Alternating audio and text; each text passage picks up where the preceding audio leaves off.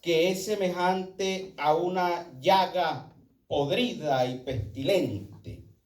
Toda cabeza está enferma y todo corazón doliente. Desde la planta del pie hasta la cabeza no hay en él cosa sana, sino herida, hinchazón y podrida llaga.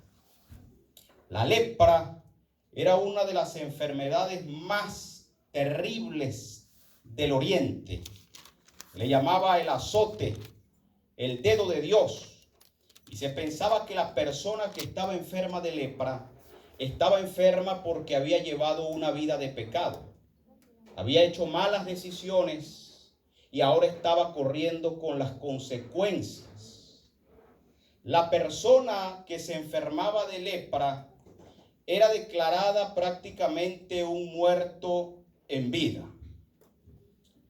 Cuando a alguien le aparecía en su cuerpo una roncha, debía presentarse de acuerdo a las leyes delante del sacerdote. El sacerdote examinaba la roncha y lo aislaba durante 8 días. Después de 8 días de reclusión y apartamiento, el enfermo debía volver ante el sacerdote. El sacerdote entonces por segunda vez revisaba la roncha, y si el vello que estaba encima de la roncha era blanco, entonces era declarado leproso o leprosa si era una mujer. Esas personas en esos tiempos que eran declarados leprosos comenzaban a llevar una pesada carga, porque enseguida eran aislados de sus seres queridos. Un padre debía abandonar a su familia, una madre debía abandonar irremisiblemente a sus hijitos. No importaba quién fuera, podía ser inclusive un monarca, un rey, pero si se le detectaba la enfermedad, esa persona debía de poner su cetro, abandonar su trono e irse a vivir en las cuevas, en los montes, y relacionarse únicamente con personas que padecieran un mal similar. Los leprosos estaban obligados a publicar su calamidad.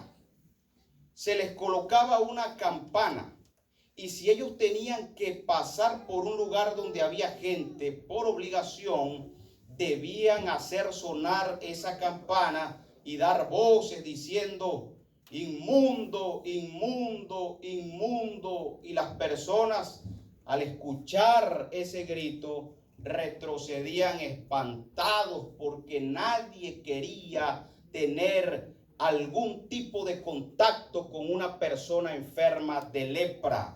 Le tenían miedo. Se pensaba que era una enfermedad muy contagiosa y no tenía cura. No tenía cura la lepra en los días de Jesús. Habían pasado aproximadamente 700 años y no se conocía de ninguna persona que hubiese sido sanado o de la lepra. Así que estas personas, lejos de su hogar, sin la compañía de sus seres queridos, obligados a publicar su enfermedad y sin ninguna posibilidad de sanación, estaban irremediablemente condenados a la muerte.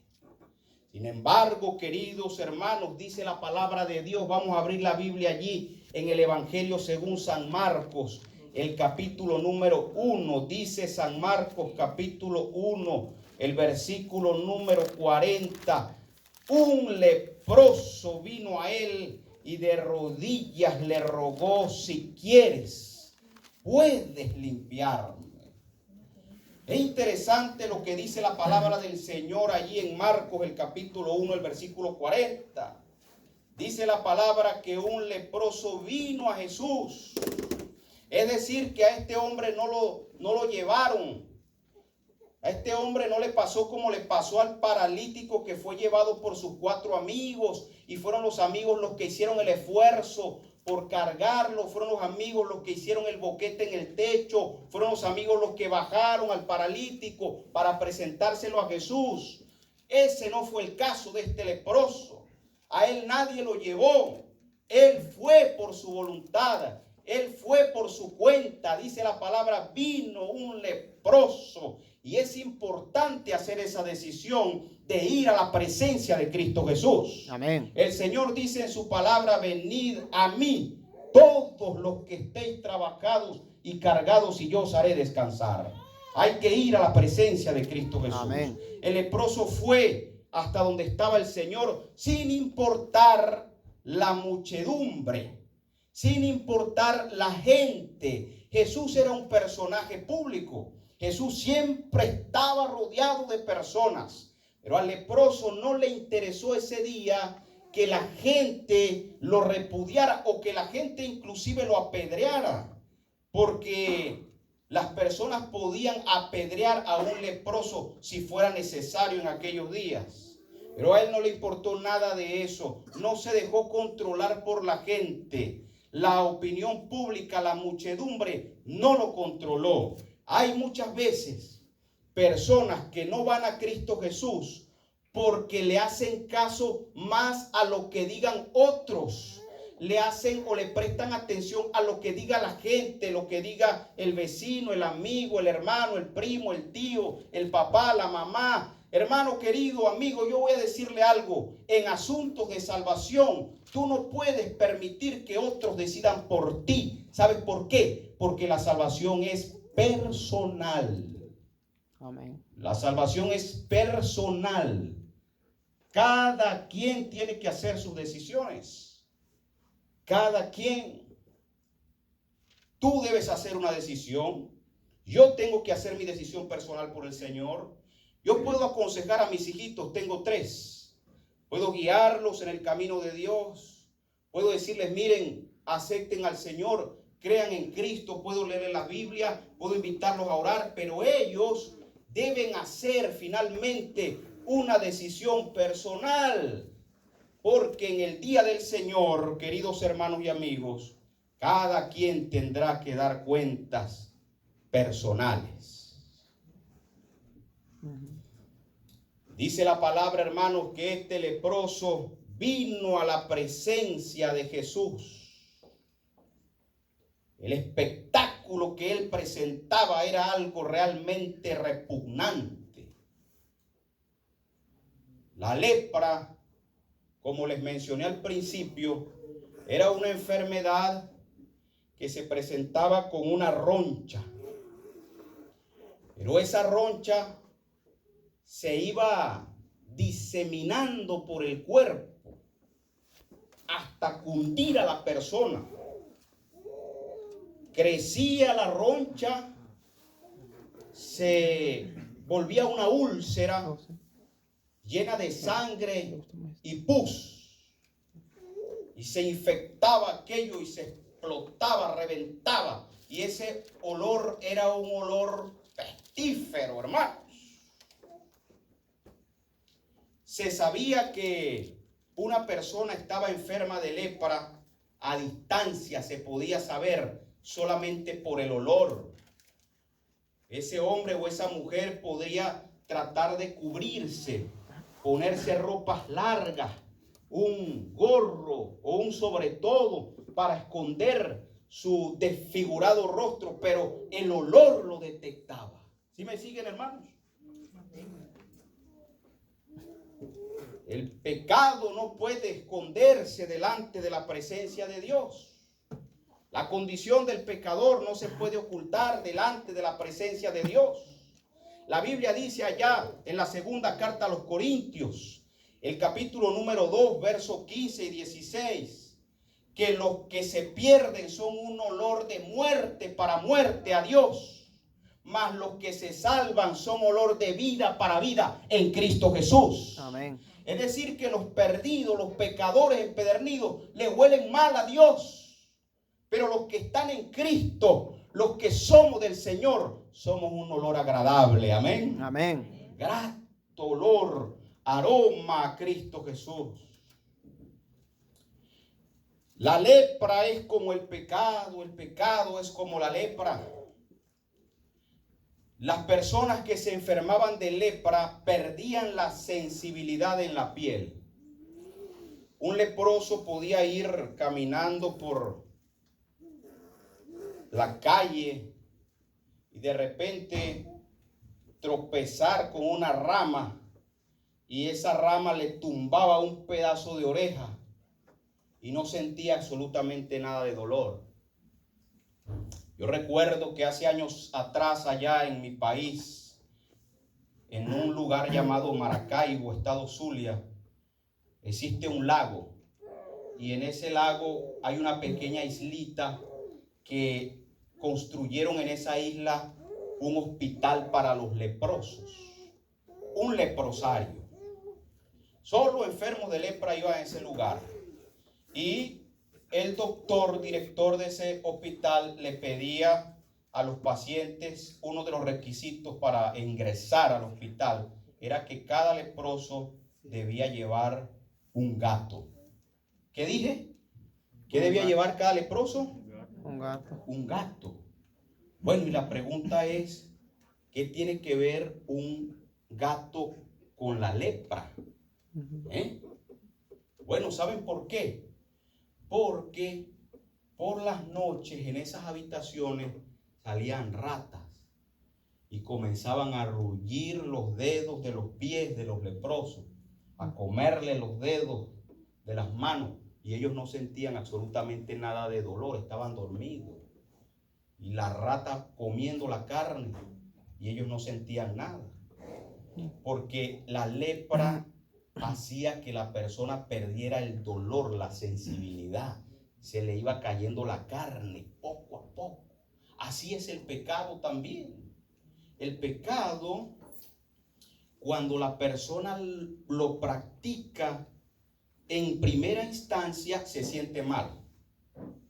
Por ejemplo, un hombre que decide, siendo casado, irse a acostar con otra mujer, la primera vez que cae con esa otra mujer, se siente mal.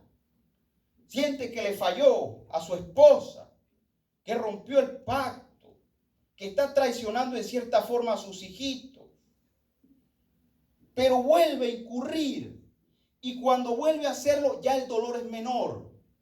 Y si practica por tercera, por cuarta, por quinta, por sexta, cada vez, mientras más practique el pecado, más insensible será y más empedernido estará.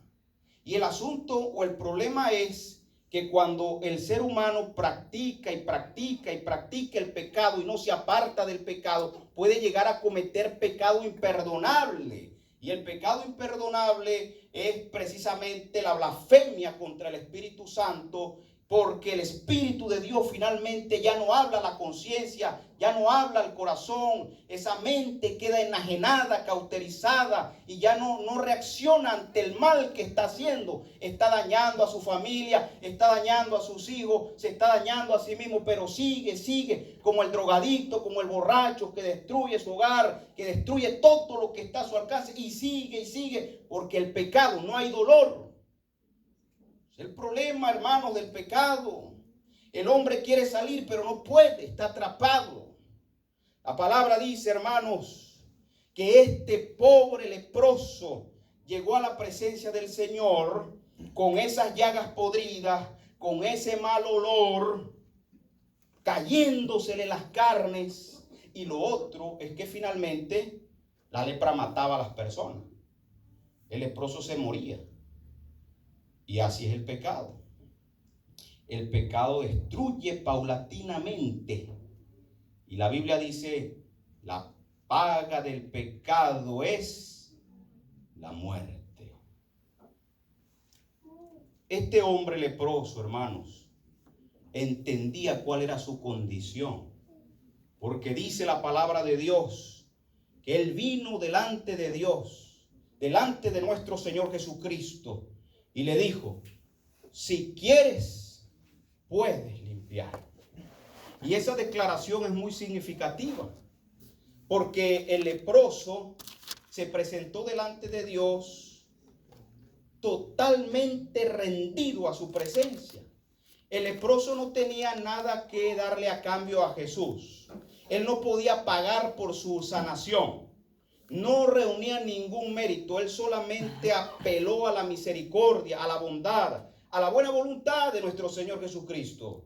Y le dijo, si quieres, si tienes misericordia de mí, límpiame. Y eso es lo otro interesante, porque el leproso no le dijo al Señor, sáname, sino que le dijo, límpiame. Y esa palabrita, límpiame, fue la palabrita raptarizou, que tenía que ver con la limpieza ceremonial o la limpieza de pecado que se realizaba en el santuario terrenal.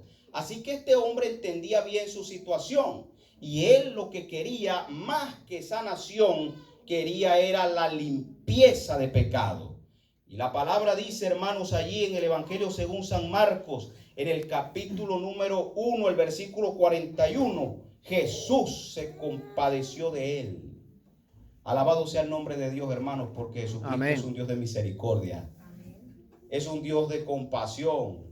El carácter de Dios, hermanos, ha tratado de ser desfigurado por el diablo. Satanás ha tratado de presentar a Dios como un juez severo, como un ser que está constantemente vigilando los actos, las malas acciones, los pecados de los hombres para visitarlos con juicios. Pero hermanos, Jesucristo vino a disipar esa sombra que había arrojado Satanás sobre el carácter de Jesús. Dice la palabra, hermanos, que el Señor Jesucristo se compadeció de él. Jehová, Jehová, lento para la ira, grande en misericordia, Dios de compasión. Ese Dios del Antiguo Testamento es el mismo del Nuevo Testamento que se compadeció de esta llaga podrida que llegó delante de su presencia. Dice la palabra que extendió la mano, lo tocó y le dijo, así lo quiero, queda limpio. Hay dos palabras interesantes acá. El leproso le dijo al Señor, Señor, si quieres puedes limpiarme. Una cosa es querer y otra es poder, ¿sí o no, Gamo? Amén. ¿Ah?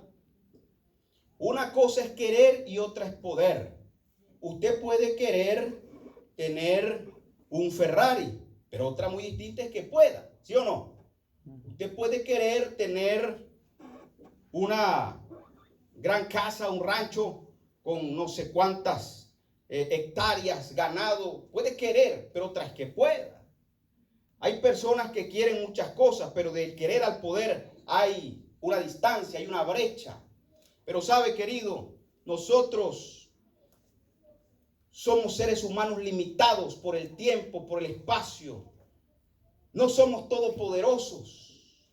Podemos querer, pero quizás no podamos.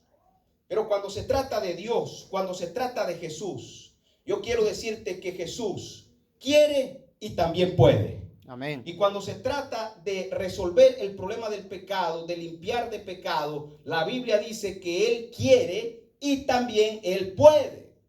El hombre puede querer ser limpiado del pecado, ser librado del pecado. Quiere ser librado de una situación terrible. Pero otra cosa muy distinta es que pueda. No sé si me siguen, hermanos. Por ejemplo, un adicto, un borracho, puede querer salir de eso, desprenderse. Puede querer, pero no puede. Le falta la fuerza. Cuando se le presenta de nuevo la situación, la tentación, cede, cae una y otra vez. Quiere, pero no puede. Promete, pero no cumple. Puede ser que yo esté hablando para un muchacho, un joven que tiene un mal hábito, un vicio. Y le ha dicho al Señor, Señor, yo quiero dejar esto. Yo quiero, y ha tratado, pero no puede. Porque el único que puede librarnos de pecado es Cristo Jesús. Amén. El único que puede limpiarnos del pecado es Cristo Jesús. El único que puede ayudarnos para llegar a desarrollar un carácter idóneo para el reino de los cielos es el Espíritu Santo, es Dios, es Cristo Jesús. Jesús dijo, quiero, y extendió su mano y lo tocó y le dijo, queda limpio. Y dice la palabra del Señor que así como él habló, la lepra desapareció y el enfermo quedó limpio de pecado. Porque, hermanos, Dios tiene poder para perdonar todo pecado. Amén. Amén. Dios lo limpió de la lepra y lo limpió de sus pecados. La Biblia habla de un hombre muy pecador. ¿Cómo se llama el hombre más pecador que aparece en la Biblia? A ver, lo que ustedes han leído. David. ¿Quién cree ustedes que fue el hombre más pecador? David. David, dicen ustedes. Salomón. Bueno, David fue pecador, sí. David. Pero también la Biblia dice que David fue un hombre según el corazón de Dios. Saulo de Tarso, dice la hermana, que fue un hombre pecador, sí, fue un perseguidor de la iglesia. ¿Ah? Nabal. Vamos a abrir la Biblia en segundo libro de Crónicas, el capítulo número 33. Lucas. Segundo libro de Crónicas, el capítulo número 33. Este hombre, hermanos, del que se habla aquí fue un hombre bien pecador. Porque, por ejemplo, David reinó 40 años, hizo cosas buenas y también cosas malas. Saúl reinó 40 años, hizo cosas buenas y cosas malas. Pero la Biblia habla aquí de un hombre, un rey llamado Manasés, que comenzó a reinar muy joven. Dice la palabra que era un muchacho de 12 años. Y reinó un periodo de tiempo bastante largo. Dice que reinó 55 años en Jerusalén. ¿Y qué hacía él? Dice el verso 2. Hizo lo malo ante el Señor conforme a las abominaciones de las naciones que el Señor había echado ante Israel. Mire este pecado tan terrible que cometió Manasés. El versículo número 10, el versículo número 6 dice, pasó sus hijos por el fuego en el valle de Ben-Hinnom. Es decir que 36. él adoraba 36. a los demonios, porque eso lo confirma el libro de Salmos. Vamos a buscar Salmos. Salmo 100, el Salmo 106, el versículo número 37. Dice la palabra del Señor, sacrificaron sus hijos e hijas a los demonios. Derramaron sangre inocente, la sangre de sus hijos e hijas que ofrecieron a los ídolos de Canaán, y la tierra se contaminó con su sangre. Así se contaminaron con sus obras y se prostituyeron con sus hechos. Lo que hizo Manasés fue que ofreció sus hijos e hijas a una deidad demoníaca llamada Moloc, que tenía una cabeza de toro y cuerpo humano, y las manos eran de metal y las calentaban con fuego. Y cuando estaban esas manos bien calientes, echaban a los niños ahí para que se quemaran vivos. ¿Qué clase de hombre, hermanos, puede quemar a sus propios hijos? ¿Qué clase de persona puede matar su propia descendencia? Solamente una mente enajenada por el demonio puede hacer tales cosas. Bueno, Manasés, dice la Biblia, que hizo eso. Sacrificó sus hijos e hijas a los demonios. Pero no solamente eso, vamos a leer segundo de Crónicas, lo que sigue del versículo, el capítulo número 33, el verso 6 dice: practicó la invocación de los espíritus, los augurios y la magia, consultó a los adivinos y a los espiritistas. Es decir, que este hombre, en vez de hacer una alianza con Dios, en vez de pactar con Dios, este tenía un pacto con el diablo, hermanos. En vez de servirle a Dios, le servía a Satanás y a los demonios. No solamente eso, sino que dice la palabra del Señor en el versículo 9: Manasés desvió a Judá y a los habitantes de Jerusalén, de modo que hicieron más mal que las naciones que el Señor destruyó ante ellos. No solamente él hacía lo malo, sino que incitaba a los demás, influía sobre los demás para que otros hicieran cosas malas, también pecaran, así como él andaba en pecado. Estamos hablando de un hombre malo. También fue un asesino. Mire cómo dice Segundo de Reyes 21:16. Vamos a leer ese texto. Segundo de Reyes, capítulo 21, versículo 16. Dice la palabra: además, Manasés derramó mucha sangre inocente. ¿Cómo dice allí? ¿Mucha o poca? Mucha sangre inocente. Sabemos, hermanos, que David derramó sangre inocente. Mató a Urías, el esposo de Betsabé, pero la Biblia dice que este derramó mucha sangre inocente, y dice la palabra: hasta llenar a Jerusalén de cabo a cabo, aparte del pecado que hizo cometer a Judá, para que hiciesen lo malo ante los ojos del Señor. Este hombre fue tan malo, hermano, que dice el final del versículo 6, Segundo de Crónicas 33:6, dice: se excedió en hacer lo malo ante el Señor hasta provocar su enojo. Miren que está en la Biblia este personaje que hizo cosas terribles, malas, pecó sobremanera. Pero aquí vemos, hermanos, que Dios es un Dios que perdona los pecados. La palabra dice en el versículo número 12, ahí en Segundo de Crónicas 33: en su angustia Manasés oró al Señor su Dios y se humilló grandemente ante el Dios de sus padres.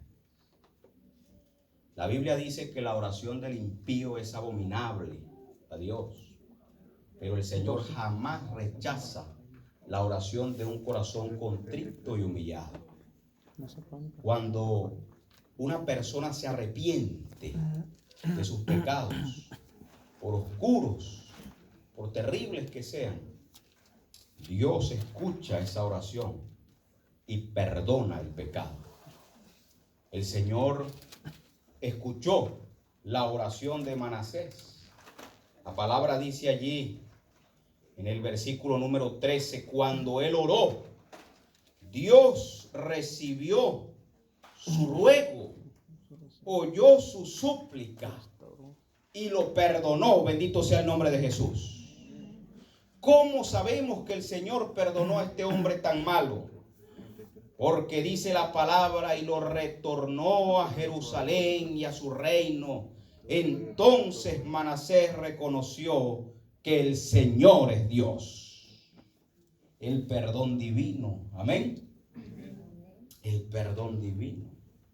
Yo quiero decirte esta noche, querido amigo, amiga, hermano y hermano que me escuchas, que Dios tiene poder para limpiarnos de pecado y librarnos de toda maldad.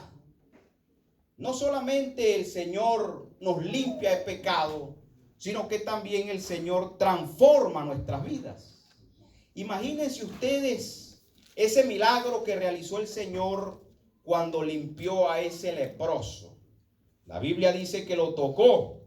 ¿Y sabe por qué lo tocó? Porque en ese momento el leproso simbolizaba este mundo lleno de pecado, y Cristo es el Cordero de Dios que libra el mundo del pecado. Yo voy a terminar esta noche contándoles la experiencia de Madeleine. Ella la conocí yo hace bastantes años atrás. Estaba todavía allá en Venezuela. Realizamos una campaña en un estado llamado Zulia, la ciudad de Maracaibo. Antes que Venezuela cayera en esa situación tan terrible, en esa crisis por la que está pasando mi país, Venezuela era un país rico y era un país receptor de emigrantes. De Venezuela nadie se iba, más bien a Venezuela llegaban personas. Gente de Colombia, en masa, en gran cantidad, llegaba a vivir allá. Yo recuerdo que fui pastor de iglesias enteras y todos eran colombianos, su mayoría colombianos. Bueno, allí a una de mis iglesias, en una campaña, llegó una joven. Esta joven se llamaba Madeleine. Yo prediqué una noche acerca del perdón de los pecados y que Dios nos limpiaba de todo pecado, que perdonaba cualquier pecado, por negro, por terrible, por oscuro que fuera. Y al final ella se me acercó y me dijo: pastor, yo tengo un pecado que a mi parecer Dios no perdona. Dios no me ha perdonado a mí ese pecado. Y ella vivía atormentada con eso que había pasado en su vida. Y me contó. Ella llegó de Colombia a Venezuela con un novio que tenía. Emigraron para tratar de buscarse una mejor vida allá en Venezuela, en esos años. Pero cuando llegaron allí, el novio era un muchacho enjuto, de tatuajes, mala vida. La metió por allá a vivir en un barrio peligroso, donde abundaba el vicio, el aguardiente, la droga. Y la incitó y la indujo. Y la inició en eso. Así que ella se volvió adicta a los estupefacientes, a la piedra, al crack, a todas esas cosas, esas sustancias, hermano. La embarazó y cuando nació el niño se fue, la dejó sola, una muchacha. Ella, en medio de su desespero, no tenía que comer, no tenía cómo sostener a ese niño. Lo que hacía era refugiarse en el aguardiente, en las drogas, sin familia, sin nadie ahí.